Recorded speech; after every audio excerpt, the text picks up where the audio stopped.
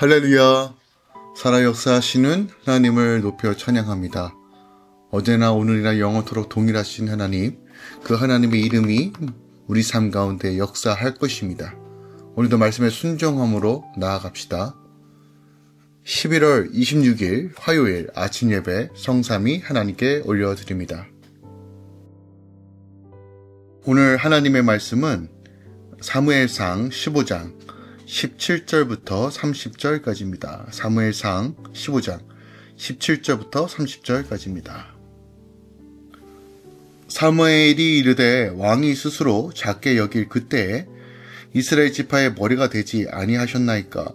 여호와께서 왕에게 기름을 부어 이스라엘 왕을 삼으시고 또 여호와께서 왕의 길로 보내시며 이르시기를 가서 죄인 아말렉 사람을 진멸하되 다 없어지기까지 치라 하셨거늘 어찌하여 왕이 여호와의 목소리를 청정하지 아니하고 탈취하기에만 급하여 여호와께서 악하게 여기시는 일을 행하였나이까. 사울이 사무엘에게 이르되 나는 실로 여호와의 목소리를 청정하여 여호와께로 보내신 걸로 가서 아말렉 왕 아각을 끌고 왔고 아말렉 사람들을 진멸하였으나 다만 백성이 그 마땅히 멸한 곳 중에서 가장 좋은 곳으로 길갈에서 당신의 하나님 여호와께 제사하려고 양가소를 끌어왔나이다 하는지라. 사무엘이 이르되 여호와께서 번제와 다른 제사를 그의 목소리를 청종하는 것을 좋아하심같이 좋아하시겠나이까. 순종이 제사보다 낫고 듣는 것이 순양의 기름보다 나으니 이는 거역하는 것은 점치는 죄와 같고 완고한 것은 사신 우상에게 절하는 죄와 같음이라. 왕이 여호와의 말씀을 버렸으므로 여호와께서도 왕을 버려 왕이 되지 못하게 하셨나이다 하니. 사울이 사무엘에게 이르되 내가 범죄하였나이다. 내가 여호와의 명령과 당신의 말씀을 어긴 것은 내가 백성을 두려워하여 그들의 말을 청종하였음이니이다. 청하오니 지금 내 죄를 사하고 나와 함께 돌아가서 나로 하여금 여호와께 경배하게 하소서 하니. 사무엘이 사울에게 이르되 나는 왕과 함께 돌아가지 아니하나니 이는 왕이 여호와의 말씀을 버렸으므로 여호와께서 왕을 버려 이스라엘 왕이 되지 못하게 하셨음이니이다 하고. 사무엘이 가려고 돌아설 때 사울이 그의 옷 겉옷자락을 붙자름에 찢어진지라. 사무엘이 그에게 이르되 여호와께서 오늘 이스라엘 나라를 왕에서 떼어 왕보다 나은 왕의 이웃에게 주셨나이다. 이스라엘 지존자는 거짓이나 변개함이 없으시니 그는 사람이 아니시므로 결코 변개하지 않으심이다 하니. 사울이 이르되 내가 범죄하였을지라도 이제 청하옵나니 내 백성의 장로들 악과 이스라엘 앞에서 나를 높이사 나와 함께 돌아가서 내가 당신의 하나님 여호와께 경배하게 하소서 하더라. 아멘. 하나님의 말씀입니다. 사무엘은 사울이 말씀에 순종하지 않은 것을 나무라지만 사울은 여전히 변명만 하죠. 사무엘은 순종이 제사보다 낫다고 하며 왕의 말씀을 버렸기에 하나님도 왕을 버렸다라고 말합니다. 그제서야 사울은 말씀을 어긴 이유가 백성을 두려워했기 때문이다 라고 인정하죠.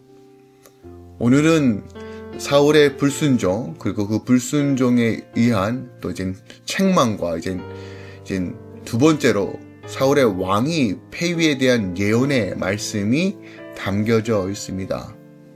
사울은 나름대로 머리를 굴렸던 것 같습니다. 하지만 그 머리 굴린 것이 결국 그를 패망하게 만들었죠.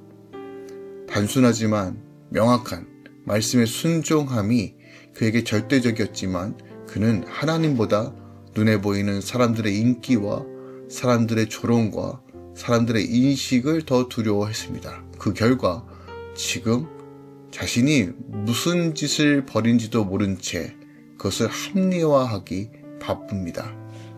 22절에 보니까 사무엘은 대단히 중요한 사실을 말하고 있어요. 제사와 말씀의 순종 관계에 대해서 제사보다 말씀에 대한 순종이 우선이다. 이걸 명확하게 하고 있습니다. 왜 그럴까요? 결국 말씀의 순종은 하나님이 하나님 되심을 인정하고 하나님 자리에 하나님을 모셔드리며 하나님의 주권과 통치를 인정하는 바로 주권적 행동이 말씀의 순종입니다. 그 예배도 결국 말씀의 순종, 즉 말씀, 주님의 주권 안에 있음을 드러내는 것이 예배죠. 그런데 본질상 말씀의 순종도 하지 않으면서 제사를 드린다, 예배를 드린다, 이거 다 어긋난 겁니다. 지금 그 얘기하는 것입니다.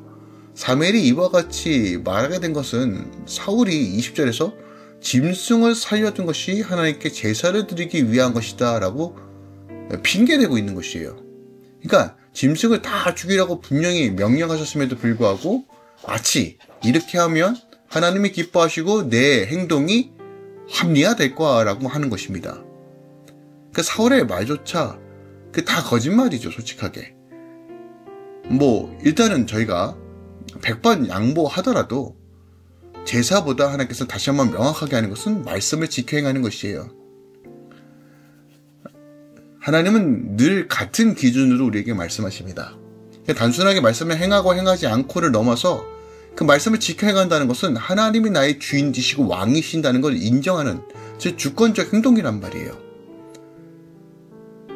결국 이 스스로 왕이지만 사울이 왕의 위치에 있지만 자기 위에 하나님이 계심을 인정하지 않으면 그 왕권은 박살된다는 것이에요. 하나님의 백성이 제사를 드리는 데는 크게 두 가지 이유와 목적이 있어요. 첫째는 하나님께 영광을 돌리는 것입니다. 하나님께 영광을 받으시도록 당연한 의무로서 드리는 것이고, 또 하나는 바로 우리의 범죄함과 제사함과 연결되어 있습니다. 성도가 하나님의 뜻대로 살지 못했을 때 그것을 용서받고 하나님과의 관계를 회복하기 위하여 최소한으로 주어진 방편이 바로 제사인 겁니다. 인간은 완벽하지 못하고 죄악의 본성을 타고난 이상 완벽하게 하나님의 명령대로 살 수 없죠. 때문에 하나님께서 그들의 실패할 것을 알고 있기 때문에 그 관계를 회복하기 위해 제사법을 우리에게 주신 거예요. 그러면 이런 두 가지 목적에 따라 드리는 제사는 참회가 있고 회개가 있고 감사가 있고 순종함이 있어야 합니다. 그런데 순리를 영리로 바꾸어 쓰기를 지겨하는 인간, 그것이 바로 오늘 이 사울의 모습이라는 거예요. 제사를 오히려 하나님의 뜻을 어기면서 자신의 뜻과 보상을 얻기 위하여 지금 제사를 드리고 있는 것입니다. 그러면서도 마치 자신은 거룩한 것처럼, 자신은 하나님께 올바로 하는 것처럼 합리화시키고 있다는 것이에요. 자, 이런 형태는 오늘날도 여전히 동일합니다. 말씀을 지켜 행하는 것, 말씀을 적용하고 내 삶의 일터와 가정에서 말씀대로 살아가기보다는 오히려 다른 것으로 내 모든 행동들을 합리화하려고 합니다. 교회 안에서 어떤 봉사와 헌신, 어떤 남이 보여주고 인정하는 부분들, 바리새인과 사두개인 딱 그랬죠.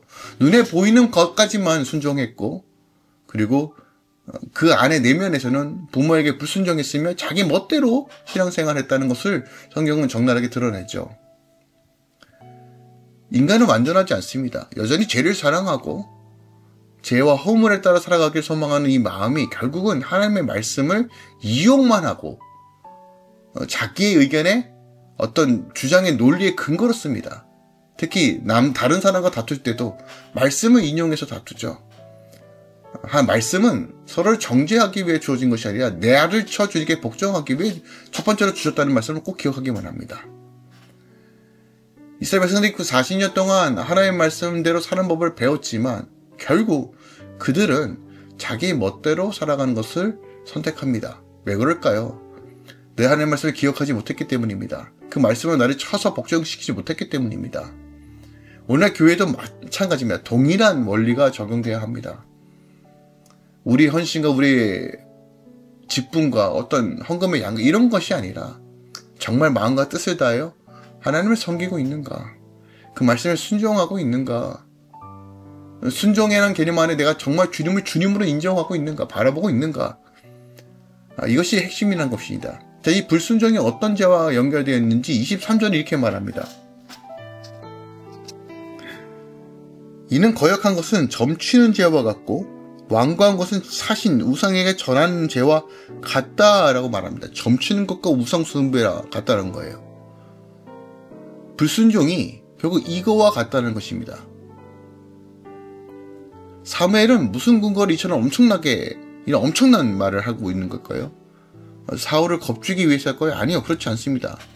하나님께 불순종하는 것은 하나님을 믿지 못하고 자기의 정력대로 살아가는 것을 의미합니다. 그러므로 불순종은 역시 자기 정력을 따라 우상 숭배하는 것과 같은 이치로서 우리가 생각할 수 있다는 것이에요. 불순종은 자신의 삶의 주인을 여기며 자신의 정력을 숭배하는 무서운 죄라는 것을 다시 한번 명확하게 우리에게 가르쳐주는 것입니다. 불순종과 우상 숭배는 같은 양상을 띠고 있습니다. 상호간의 어떤 연계선을 찾아보기는 어렵지만 결국 같은 그림에서 우리는 이해해야 한다는 것이에요. 여러분, 우리가 하나님의 말씀을 지켜 행한다는 것은 단순하게 복을 누리고 백성이기 때문에 넘어서 말씀을 지켜 행할 때, 말씀을 들을 때 우리가 온전해질 수 있다는 분명한 믿음을 가지셔야 합니다. 사람의 소리가 아니라, 세상의 소리가 아니라, 사탄 마귀의 소리가 아니라 하나님, 신랑의 음성을 듣고 반응하여 나아갈 때만이 복을 누리는 것입니다.